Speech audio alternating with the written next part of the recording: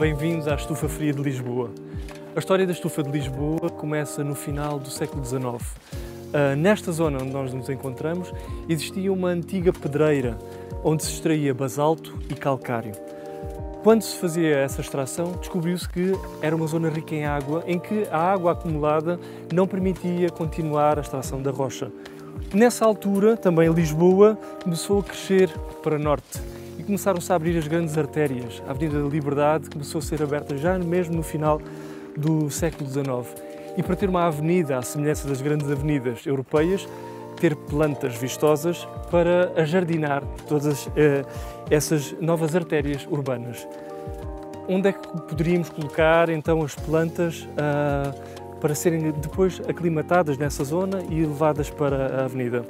Aqui neste local. Portanto, é uma zona, uma espécie de uma concha virada a sul, protegida dos ventos do norte e também com toda uma exposição solar que faz um arco durante o dia todo. Portanto, as plantas com água natural, as plantas aqui encontraram um local propício e ideal para ficarem aclimatadas e se desenvolverem. O que é que aconteceu então? Nesse início do século XX, a Primeira Guerra Mundial fez com que estas plantas que estavam aqui ficassem um pouco esquecidas e foram tomando lugar e posse deste sítio.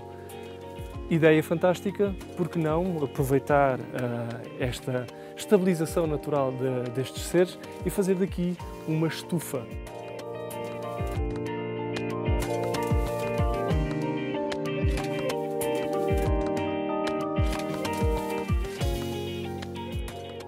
Uma das espécies icónicas da estufa fria é este feto aqui. É um feto arbóreo, embora este aqui esteja ainda pequeno, ele consegue crescer muito mais. É uma espécie do Havaí, é o Cibotium glaucum. E o que é que ele tem de especial?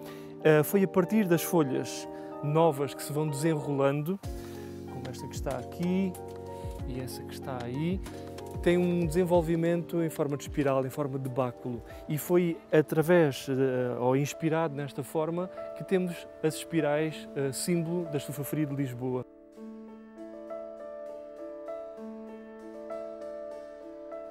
Se viermos aqui abaixo, vale sempre a pena espreitar nestes pormenores dos fetos, que é as folhas mais velhas, as frondes mais velhas, são aquelas que vão produzir os esporos, que é através dos quais os fetos se reproduzem. E, observando aqui, estes têm forma de caixinha, parecem pequenas caixinhas aqui nestas folhas. E também, se olharmos lá mais para dentro, vamos ver que na base das frondes existem pelos e estes pelos servem para absorver a umidade que existe no ar. Portanto, é uma forma do feto, para além da umidade que existe no solo, ele consegue estar a absorver umidade e essa umidade depois pelos pelos vai escorrendo através do seu caule e vai para as raízes, para ter água. Estes pelinhos que estão aqui eram utilizados para encher almofadas e, portanto, ele foi muito procurado na natureza e é uma das espécies que são vulneráveis em termos de proteção e conservação das espécies.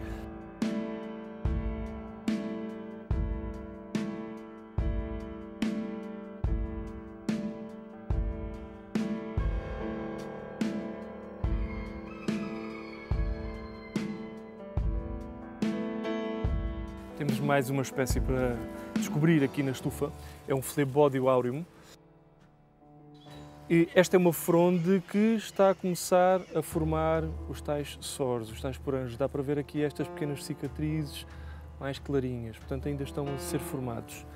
Se olharmos para uma fronde mais velha, conseguimos ver aqui, espetacular, os soros já maduros, com os poranjos de uma cor laranja. Vê-se muito bem, e se tocarmos aqui, ficamos com um pozinho que são os tais esporos que ela vai produzir para se reproduzir. Então, neste caso aqui, estes fetos, os esporos vão ser libertados e vão ficar mais ou menos nesta região aqui. Pelo vento, pela água, vão ficar aqui. Mas há aqui na estufa também uns fetos que resolveram esta situação para conseguir alargar a sua área geográfica.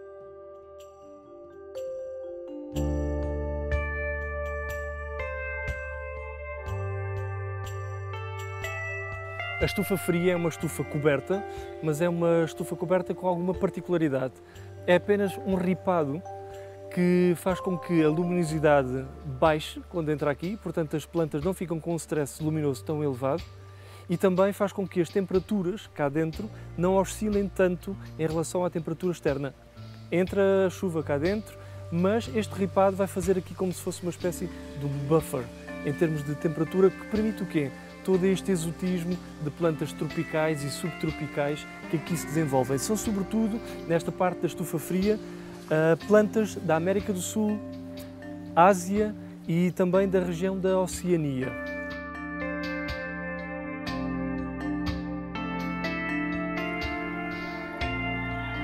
Podemos ver também aqui, no espaço todo da estufa, as monsteras, a monstera deliciosa com as suas grandes folhas que cobrem aqui parte das paredes, que florescem e frutificam também aqui dentro.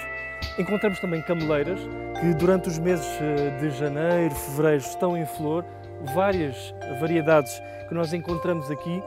Temos também a cobrir todos os canteiros a selaginela, que é uma pequena planta rasteira, também ainda aparentada dos fetos. Temos as fúcsias também, os chamados brincos de princesa, várias espécies aqui também na estufa fria. Temos as estrelícias arbóreas, temos a estrelícia regina, temos também o ontem e hoje e amanhã, uma bela flor que muda a cor das suas flores, de modo a chamar a atenção aos polinizadores.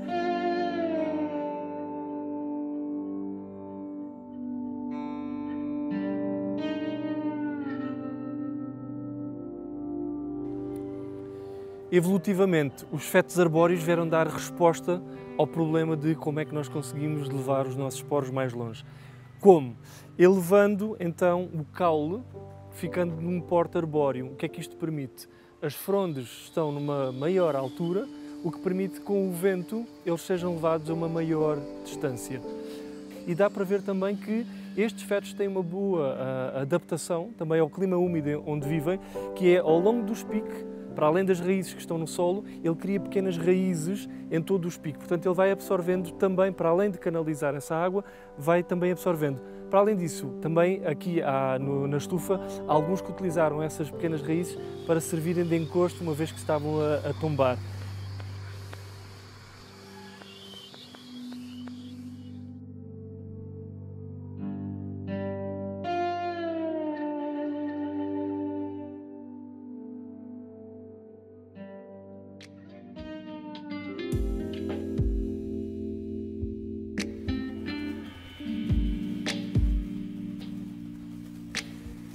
Este é um feto também muito comum na casa das pessoas, um feto espada de São Jorge, ou também lhe chamam espinha de bacalhau. Ele também, temos aqui vários, ele também se reproduz por esporos, mas também tem uma técnica de se reproduzir assexuadamente. Ou seja, produzindo os esporos é uma reprodução sexuada, mas é tal dificuldade, tem que ser levado, tem que germinar, demora muito tempo até formar um feto adulto. Com esta adaptação e esta estratégia, ele consegue formar então uns caules rastejantes, chamados rizomas, que acabam por formar raízes e facilmente começam a formar novas folhas. Portanto, este pequeno indivíduo que está aqui, com a sua raiz, consegue estar mais afastado da planta progenitora. É um clone, é geneticamente idêntica, mas consegue ficar com uma maior área ao avançar no terreno em relação à mãe. Claro que conseguirá depois reproduzir também os seus esporos e poder reproduzir-se sexuadamente.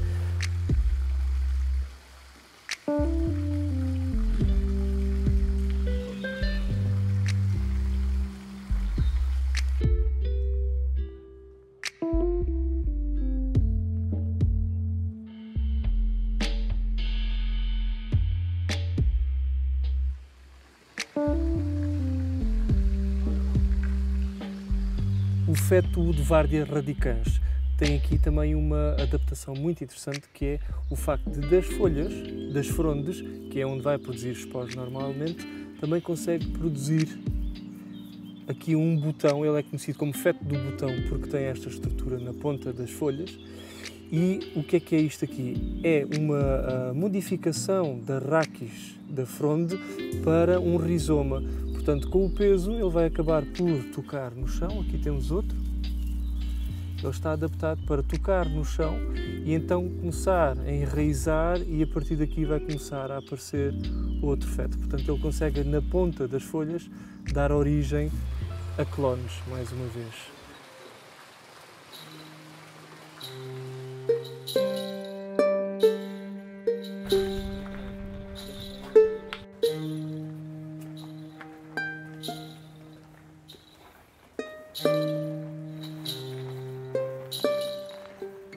No final dos anos 70 foram inaugurados 2 novos espaços e acrescentados à estufa fria, a estufa quente e a estufa doce.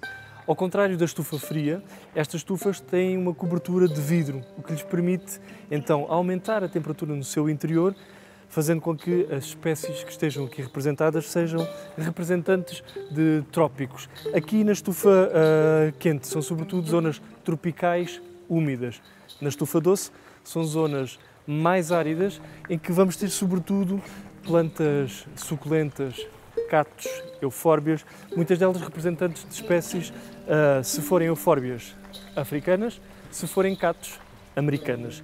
Aqui nesta estufa podemos ver várias espécies, filodendros, trepadores, a simular um pouco as florestas tropicais, e temos também uma grande coleção de bromeliáceas, as bromélias, que são plantas epífitas que no seu estado natural crescem sobre outras árvores e que têm uma particularidade muito interessante.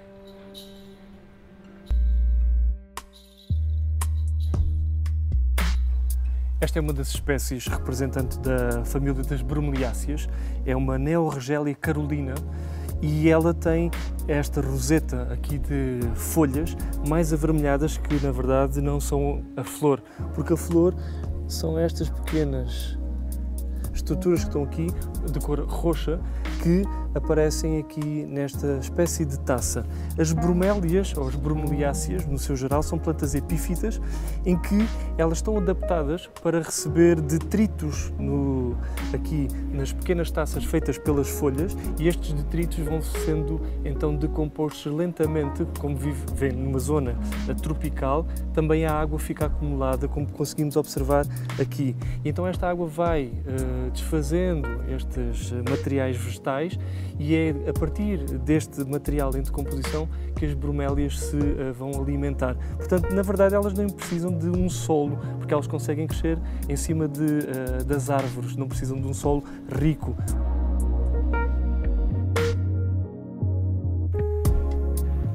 A estufa doce é casa de plantas suculentas.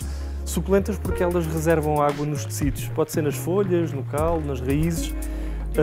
Representantes dessas suculentas temos as eufórbias, da família das euforbiáceas, e temos os cactos, da família das cactáceas.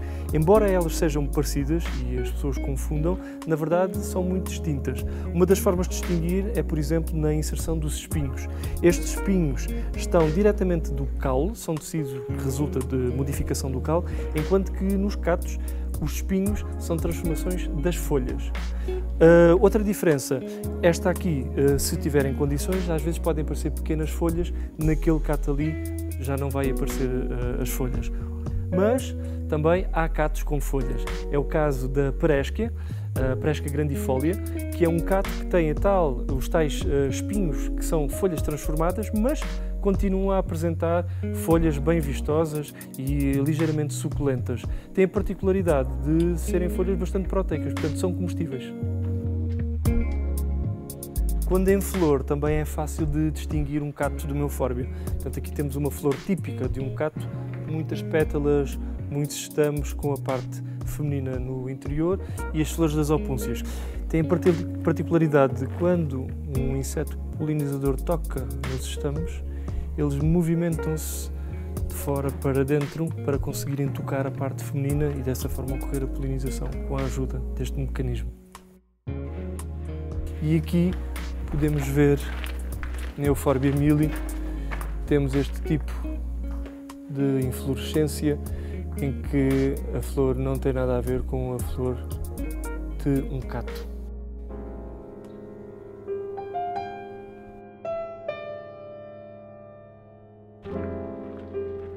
Minha paixão pelas plantas começou com a minha avó. Tive a sorte de viver e de crescer, ter a minha infância com a minha avó. Vivia ao lado da casa dos meus pais e ela tinha um quintal onde plantava várias coisas e eu passava muito tempo com ela. Ela, enquanto estava a regar, eu ajudava a regar também. E ela ia-me ensinando o nome das plantas, como é que se podiam propagar, as estacas, os pezinhos, ela ensinava-me como é que se fazia. E depois na casa dela também tinha muitas plantas interiores. E portanto sempre vivi com esta memória verde à volta.